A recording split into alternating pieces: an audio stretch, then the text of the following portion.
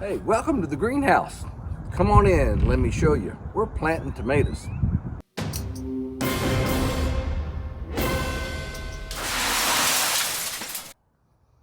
We go into the greenhouse. You can see we already have some tomatoes already seeded up and growing. Let's take a closer look. Under our grow lights, you can see that we already have our tomato plants that are already up and growing. So we have these in the ground about 15, 20 days. So we have enough of those that we already have ready to go, and we actually have a few peppers that have already started to come up. So we have our grow lights under here that we leave those on 24 hours so these guys can get plenty of sun. We have them raised up probably a little bit higher than normal.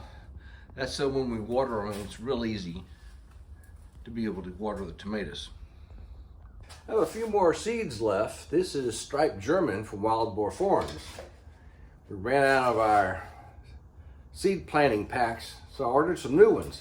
These are real durable, kind of a medium hard plastic, 50 per tray. Our other ones we had were 32. I ordered these on Amazon. I'll send you a link down below. We'll be able to use these for several planting seasons to come. You may want to get some of these. Great for starting your seeds. Now the key to having good medium or soil medium for your seeds is to have some soil. So we have the medium. This is the ProMix MP, and it's special for just seeds. We like to make sure that our soil is plenty moist, so we'll get our soil in here and we'll add water into it to make sure it soaks it all up. We want to have a nice moist soil so when we put our seeds in it, the seeds will start absorbing the moisture, rather than if it's dry and you try to wet it later, it just doesn't do a very good job. It may look like a lot of water, but we want to make sure that you have nice gumbo type moisture in the soil. We're just going to come over here and slam it in. This part doesn't need to be pretty, just need to be efficient. Just get all the soil in each of the cells and pat it down.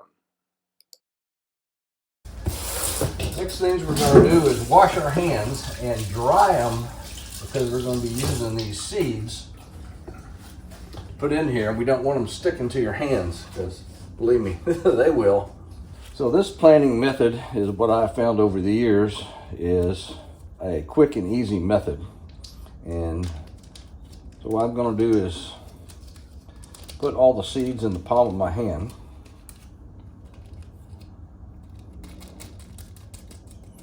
You can see the cellophane packet, they tend to stick.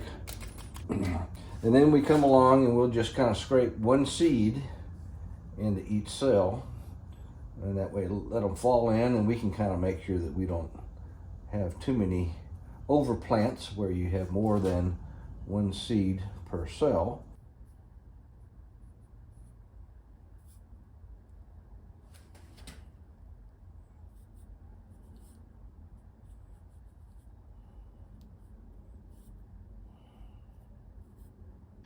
If you look close at this seed, it's a little bit starting to turn, versus you have one that was the other end of the pack right there that has already started to turn a little yellow and absorb the moisture. So all we do is come in here and just tap these seeds down and be able to have where we've made sure they had contact with the soil. And that way, that's all you need to do. If you need to put a little soil over the top of them, that will certainly work. But this just makes sure the seeds come in contact with enough of the soil to get the moisture. So now we have our seed tray.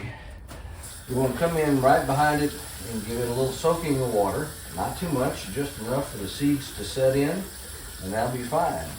And so this is striped German that we had planted.